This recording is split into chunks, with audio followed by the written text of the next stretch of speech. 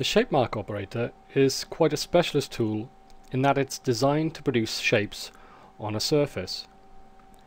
In general, it's useful for producing shapes that can be textured to produce the effect of, say, bullet impacts or paint splats and so on. It's also useful as it acts as a kind of magnet, pulling a particle onto the chosen surface as it enters the event, which can be useful in other circumstances. It's also quite versatile as it can produce different shapes as well as taking into account animating surfaces. Shape mark will also work with particles at any distance from its target object. It'll simply draw a line between the current particle position as it enters the event to the pivot of the target, and then creates a shape at the point that the line intersects with the target surface.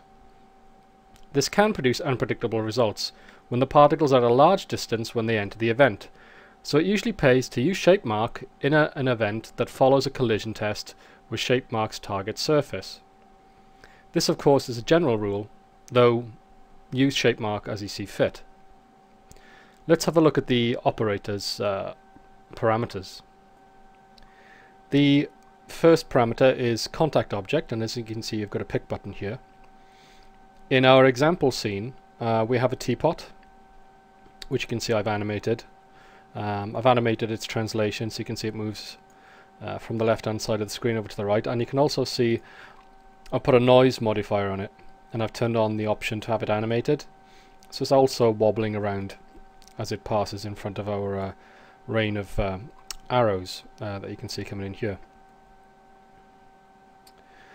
So let me give you a quick description of how this flow is working.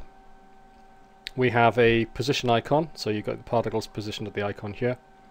You've got speed along the icon arrow, so they just fly out.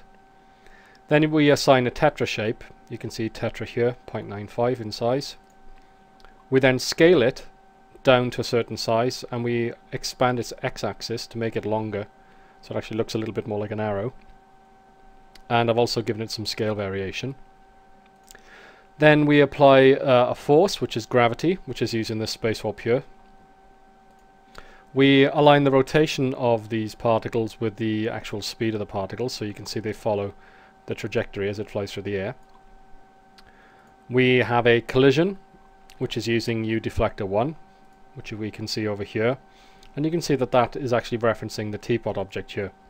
So basically the particles will fly through the air, and when they collide with the teapot, they'll be past the next event. I've got the display set up here to show geometry so we can actually see these shapes.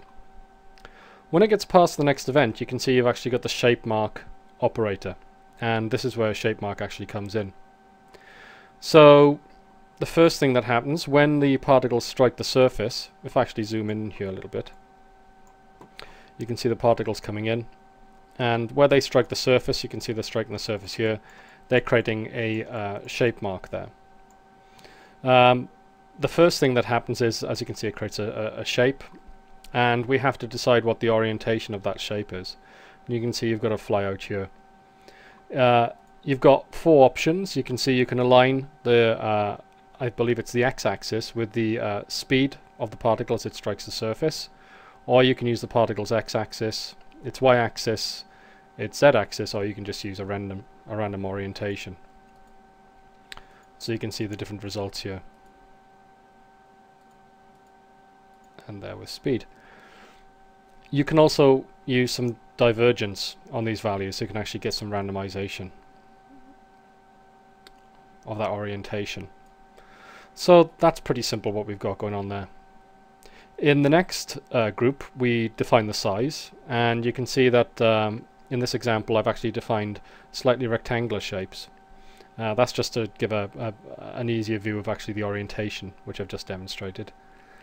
And in this case I'm using the world space option, and we're using a scale of 6 units by 9 units when they strike the object.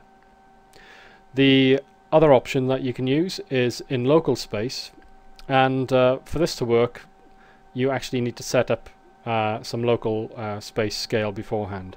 So to get that to work, we've if I actually turn that on, you can see there's our shapes.